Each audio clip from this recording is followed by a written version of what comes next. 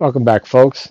Today I'm making a review and gameplay of an old classic game called Xenogears, made by Squaresoft, released back in 1988 in the US, United States of America. And this is actually part of the Xeno Saga series. I'm sorry, Xeno Saga. The Xeno series of games that have come out. This is the first one released on the PlayStation 1. I'm playing it on PS Vita on my TV. Just to show you, that's the only copy I really have. And this is actually one of my subscribers asked about this game, didn't really know anything about it. That's CFG X Crossfire, since he's played Xenoblade Chronicles. This actually game came out before the Xeno Saga series, which came out on the PlayStation 2. And that I played the first of that game, and that was a great game. I love it. I wish it was be remastered or even ported to current gen consoles. I would love to play those again. After that came out the Xenoblade Chronicles games, which was released on the Nintendo consoles, specifically starting with the Nintendo Wii. And this is a turn-based uh, RPG game, JRPG if you want to specify specifically. The game is on a 2D, sorry, the games are 2D sprites as far as the characters and the enemy models, but the environment is in a 3D environment, similar to Grandia itself. It's totally opposite of Final Fantasy series at the time. During the 90s and PlayStation 1, which were actually more polygonal characters or sprite based as far as Final Fantasy 8, and the environments were in 2D or pre rendered backgrounds. Now, this game is sci fi oriented, but still not totally super sci fi because you play on one planet, so you don't travel planets like Star Ocean. And as you can see here in the game, is well, I'm starting out pretty bad here, not even paying attention very much. But you use a combo-based system, as you can see at the bottom. This is actually more about halfway through the game itself. Right now I'm playing, or more about close to 2/3 and halfway, probably about 60%. And in this game, you perform combos, or you actually have to learn the combos themselves as they go through. And you don't know what the combos are. You just press any combination of buttons, starting with triangle, which is a weak, square, which is medium, and X is the hard hit. Not necessarily punches or kicks, is just low, medium, and high. And you have a limit to one of those points you can use. Low is 1 point, medium is 2 points, and high is 3 points. As you can see here, you have 6 points you can use at the bottom left. So if you see triangle 1 point, square 2 points, and X 3 points. So if I play triangle, to use 1 point. If I press square, I'm down 3 points left. And at the bottom it says I can press X for a combination. As you see, this is the combination itself. Now you don't have to use the combination themselves. You can store points if you don't use all that the bar requires you. I think you start off with 5 at the beginning of the game, 4 or 5. Right now I have to use them with 6 points. If I use just the minimum, like right now I have 15 points saved up for Saitan, the first character there. I press triangle and cancel out with circle. I can save 5 of those points, and now I got 20 points left. And what that does is that actually gives me a chance to do a combination of the moves I've already learned. If I go to combo here, these are the skills I've already learned. So this one's 4 points, 5 points, and I'll do a 6 point combo. And when I hit accept, and actually you can mix and match, or I can do different series. I can do 2, 1, then 4 first, or everything. I can do all 2s. It depends on what you want. So I'll start with the low and the higher combos after that.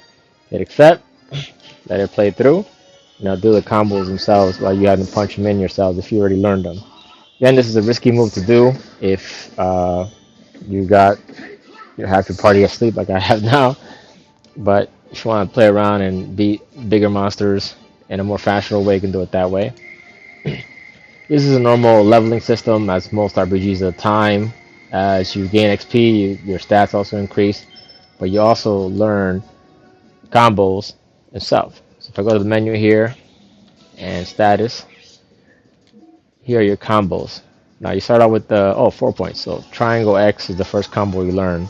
It doesn't list them for you. You actually have to try different combinations, and it'll give you points towards. The more you use them, the more you actually will save them on here and learn them for you.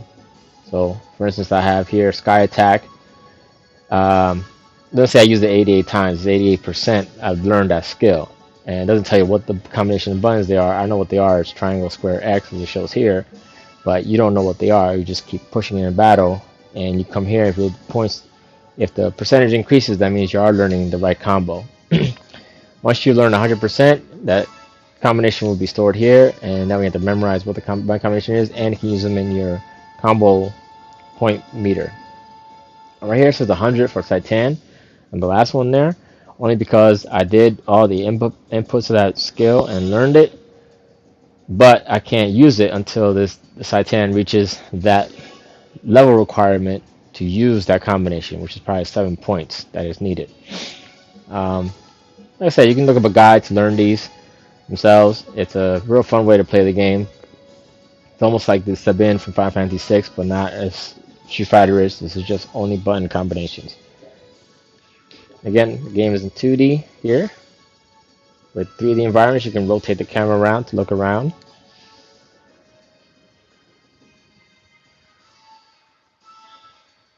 You can also jump in this game. Unlike most RPGs at the time, you cannot jump at all. And there is some platforming in this game. Some of it really annoying, and I disliked a lot. And this is just one of the cutscenes. There is voice acting, but only during the CG, or sorry, animated cutscenes that it has in the game. Which I'm really not trying to show it to you because the story in this game is amazing. It's top notch. Fortunately, to me, and as for any of others you'll see in reviews, it was not a completed story towards the end. And it was 2 disc on the PlayStation 1, which doesn't even matter now because it's digital. But that latter portion of the game was cut, and I see why when I played it because it was full of text-oriented cutscenes or still images rather than gameplay and more of cutscenes themselves that are animated. So right now this is a boss fight. I'm not gonna get into too much, so I'm gonna actually show you another part of the game.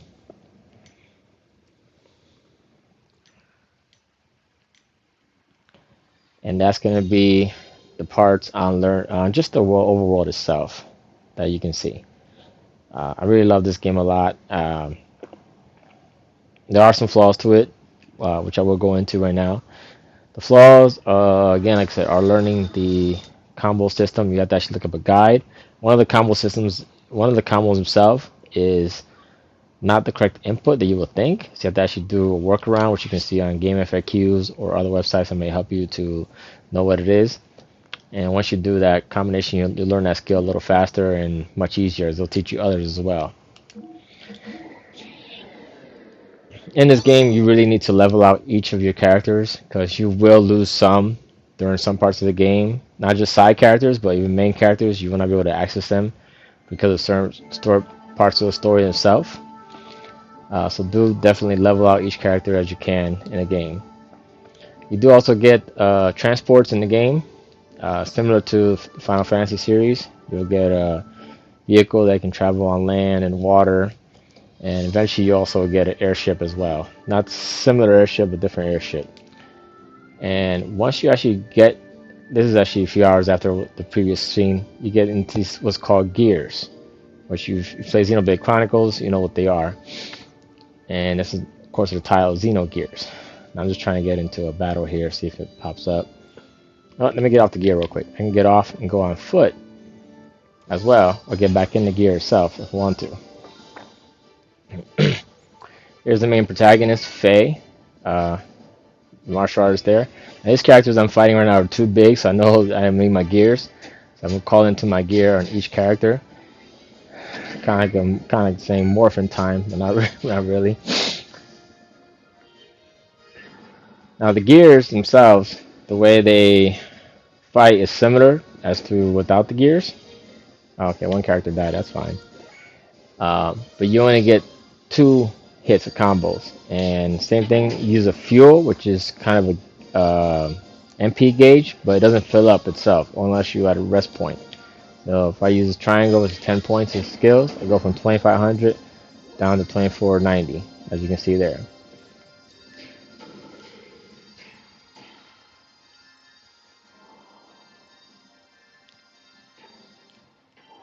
And with the gears themselves, you can actually attach equipment to them, just like you do with character, and that equipment will actually boost their either fuel or their HP or give other status effects as well. Some are useful, some are not so really. You also have combos you can see at the bottom that can use once you have an attack level of 1 or higher. 2.1 is better to use because you can actually do much stronger combos. So I'm gonna cancel that out, and I'm gonna do 2.1, which is square and triangle.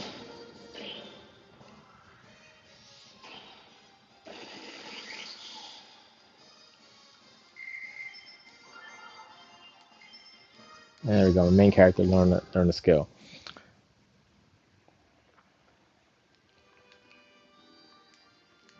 As I go in here, I can show you not just the skills that I showed you with the combos of each character. You also have abilities, which are kind of the magic spells in the game, and they use EP. You gain more of that as you with equipment or with just learning up. Now, equipment, you can only have three at a time, which is the helmet, the body armor, and a kind of like say you could say a ring or attachment. Now, you can only have one of each. I cannot have two helmets, so I can't like select here and pick a helmet. I can go here and you see it says penguin coat or metal jacket. I cannot pick penguin coat or leather jacket because you can only have one body armor. Now you can have multiple rings or attachments, so I can switch my helmet to a stamina ring and switch my body armor to cool shades for different stats here on the left. But like I said, if I pick here a helmet, it'll say go way down here to metal helmet, night helmet, and metal helmet will disappear afterwards if I pick any other slot. So you see the helmets are gone. I cannot pick them at all. So the game's pretty smart by now you just select the same type of gear, equipment gear onto the characters. Items are just items, it's normal. Abilities are what I showed you already. And the gear, that's the gears as well, where you can actually equip also parts into them. This one you can mix and match different kinds. This is healing 50% of their frames or their HP using fuel, unfortunately. Um, and each gear also has their own MP or EP, they can say, which is their magic points for their own skills that they can use. But only on gears themselves. They can't use the gear abilities on a human character or vice versa. Gear option is also the attachments give you, and you can get on and off the gear. That just means getting in and off the gear itself or the equipment. So that's the basis of Xenogears. And this is the overworld, which also I can rotate the map itself. And just to show you one last part here, which is the near the end of the game. I'm not going to actually show you any parts of the ending because that would ruin it a lot, but just wanted to show you the airship itself and how the map looks and what you need to look out for as well. And also some farming, because one thing I wish I knew in the game is, and this is why it took me 16 months to actually finish this game, aside from me playing live service games, Destiny 2, Genshin Impact, and I switched back to Tower Fantasy and then back to Destiny 2 and then Genshin Impact and so on for months, and that took a lot of my time aside from work. And so then I decided, hey, let me just stop and finish Xenogears for once, and I did yesterday morning, and that was a great feeling to finally finish it. I got to the end at 77 hours in the game. Fortunately, I did have to grind for an additional 13 hours. Yeah, 13 hours just to get money, gil in the game, currency. The level didn't really matter much as far because your final boss you do have to fight in your gears. And unfortunately, gears don't level up like the characters do. You have to actually get equipment for them. And that equipment was extremely expensive that I needed to get to finish this game. So, like I said, I had to farm for 13 hours. I did get XP as well, which is great. But really, what I needed was the guild itself to purchase the equipment that I needed to beat the game. And this is the old world map after I get the flying. That's the tower down there is the lighthouse. You also make sure to explore around because there's some places that don't show up as a yellow dot on the map. Like for instance, this town right here. I'm gonna fly over. If you want to farm it on a game, and I'll show you this real quick, go down the south to this Antarctic looking place. Just land here and stay on your gears because some of the characters are very hard. Or you can go on ground, doesn't matter because you can always call the gears. And fight these characters for gil, but also particularly a golden armor, which you can sell for quite a bit of money. It's still gonna take a long time to gain gil, but and there's other ways in the game you can gain more money. But I missed a special item giving me extra money. Unfortunately, I did not able to obtain it, and I didn't know, and I passed that point of no return, so I could not get that piece of equipment to give me more money. But other than that, fun game. I give it a 8 out of 10, mainly because, like I said, it's a great game. The storyline is superb. Love the story so much. Um, the combination system, which is drawback to me, you have to actually look up a guide and see what they are. If you don't know what they are, you're not going to learn them at all. And again, this latter part of the game, near the end, it's mostly all text, cutscenes, some cutscenes, but mostly text, little gameplay. And most people say that there was not any way of um, that the ending was great, but the just last part just did not fulfill itself to what you want in a game itself. Other than that, do play this game if you want to know more about the Xeno series and try it out. Alright, thank you all for watching. Again, this is Omar GT, and look forward to the next game review.